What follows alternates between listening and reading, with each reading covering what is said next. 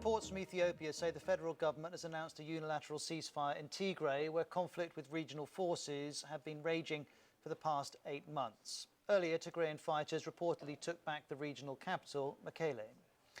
Parts of the US and Canada are seeing a severe heat wave, with some of the highest temperatures ever recorded in North America. Officials warn that the record-breaking heat wave will last all week. Foreign ministers from more than 40 countries have met in Rome to discuss the growing threat posed by the Islamic State group in Africa. The jihadists' rapid spread across the continent is causing international alarm. And England is still on course to lift COVID restrictions on July the 19th. According to the new Health Secretary, Sajid Javid, he's acknowledged that infections are rising, but says people will have to learn to live with the virus. Iran warns the U.S. against harming security in the Middle East after the American military carried out airstrikes Sunday in the border area between Iraq and Syria. In Hong Kong, police arrest an opinion writer for the former pro-democracy newspaper Apple Daily at the city's airport. In the U.S., officials in Florida now say 9 people are confirmed dead and 150 missing after a building collapse Thursday near Miami. And South Africa's president again orders curfews, a ban on alcohol sales, and other measures to prevent new COVID-19 cases. We start here in Tokyo, where officials are struggling with another surge in coronavirus cases. It's been a week since the state of emergency for the Olympic host city and 8 other prefectures was lifted. The capital reported 317 new cases on Monday. That's lower than Sunday's count, but it marks a week-on-week increase for the 9th straight day. The daily average for the past week was nearly 25% higher than the previous 7 days. Officials are concerned about an infection spike among young people. They say almost half of Tokyo's new cases in June were people in their 20s and 30s. So the government is trying to give more vaccines to people in that generation.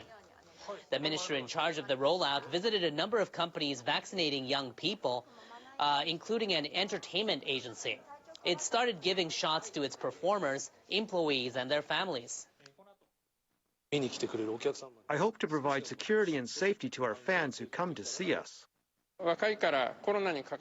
Many young people seem to think it's bothersome to get a vaccine because they will only have mild symptoms even if they are infected with the coronavirus. I want them to understand that vaccination is important, as it will protect their family and friends.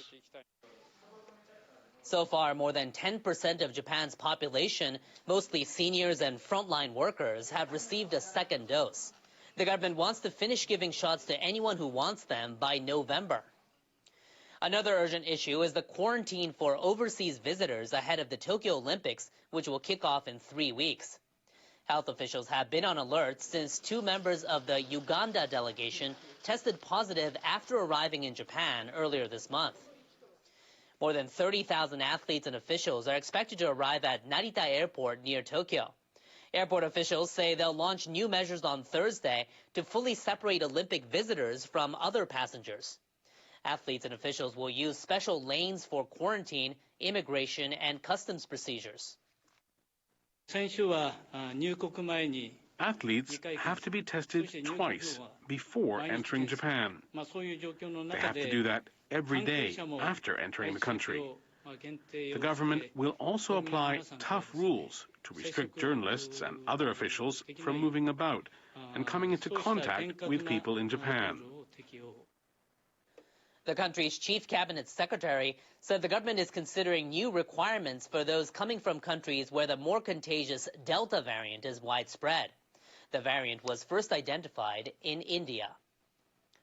Now, the head of the Japanese Olympic Committee has backed off from a target of winning a record 30 gold medals at the upcoming Olympics. The goal was set 3 years ago. What's important is that the athletes do all they can to achieve their personal best.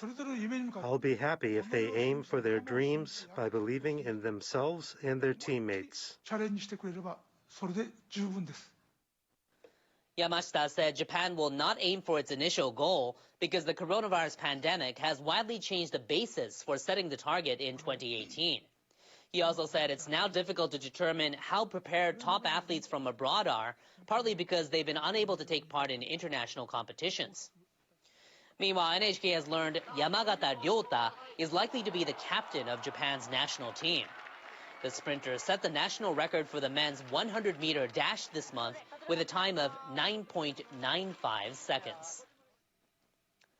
Well, over in Thailand, authorities logged over 5,000 new coronavirus cases on Monday. The government has set new restrictions targeting restaurants and building sites in the Bangkok area for the next 30 days. Authorities in the capital have reimposed the ban on dining in restaurants and are only allowing takeout or delivery. A restaurant owner says the new rule caught her unprepared. It's too sudden. I've already ordered supplies of food. We lose income when customers can't dine in. The authorities also told construction sites to close after more than 40 clusters were tied to them. Laborers have been banned from leaving their camps. Authorities are setting up checkpoints to stop them from going out of the capital.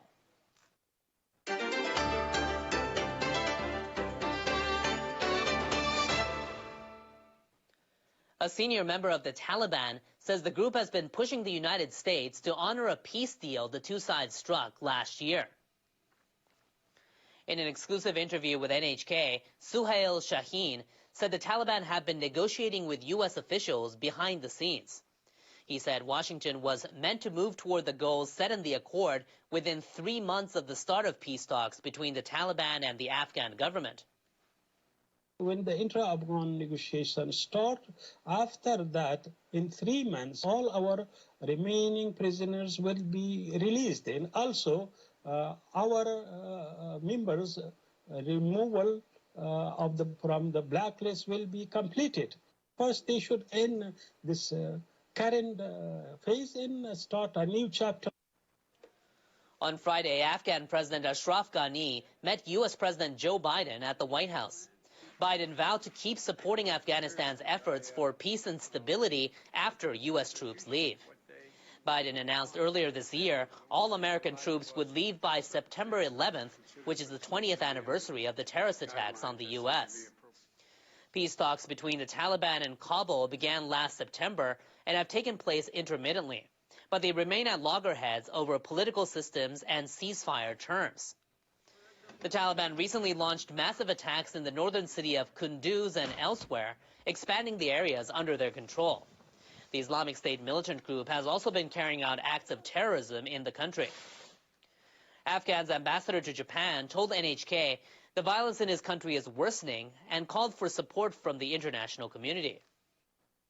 If they succeed in Afghanistan, the next target would be to make the region secure and then beyond the region, which was the case in the 90s. So this is a global responsibility, I believe.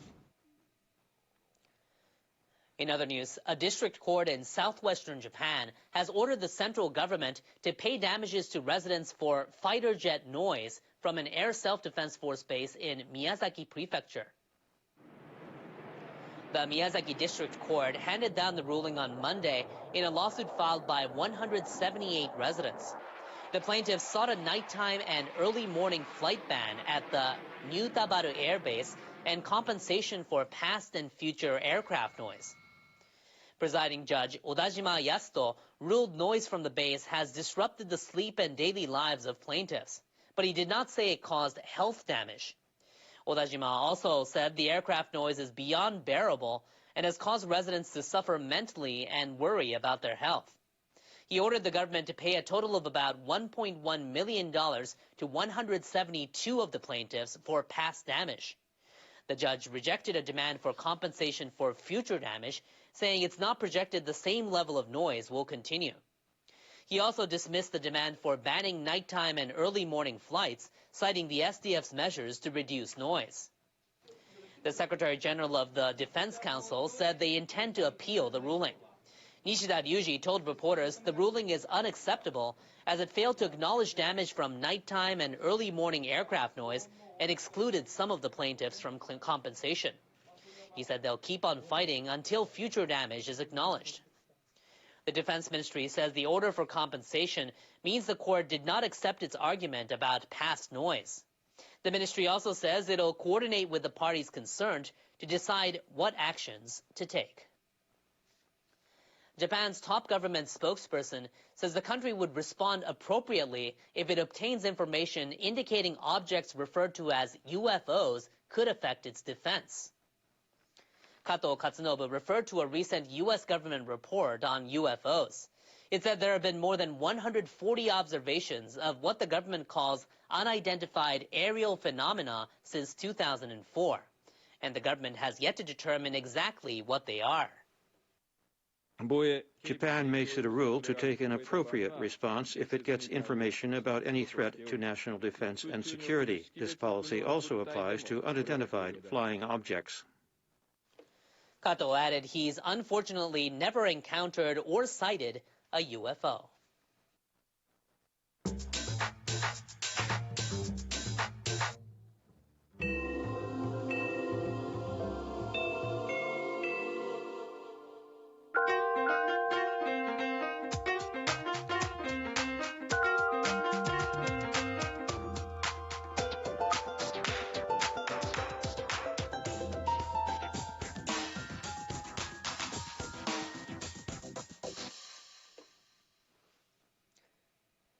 Next in weather, it was a hot weekend for those in southern parts of Europe.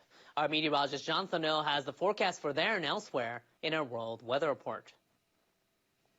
Hello, heat continues to be a big part of the story across Europe, especially those located toward the central and eastern areas of the continent, while the west is dealing with some cooler temperatures and some stormier weather. But I want to show you some video coming out of the Balkan Peninsula where thousands of people took to the beaches in Athens amid rising temperatures on Sunday, the mercury rising to 43 degrees Celsius in central Greece as the first heat wave of the summer hit. Authorities say that air conditioning and cool-off pop-up stations would be created for homeless people. That's because temperatures are hot, and we're expecting temperatures to still be in the mid-30s into the Balkan Peninsula as we go into the day on Tuesday. Back toward the west, a couple of areas of low pressure in place, and that's going to help bring some rain to places like London, Paris, and even into portions of Germany as we go into Tuesday. Look at this, Berlin at 32, but 19 in Paris, 20 in London, 36 degrees with sunshine in Athens as we go through Tuesday.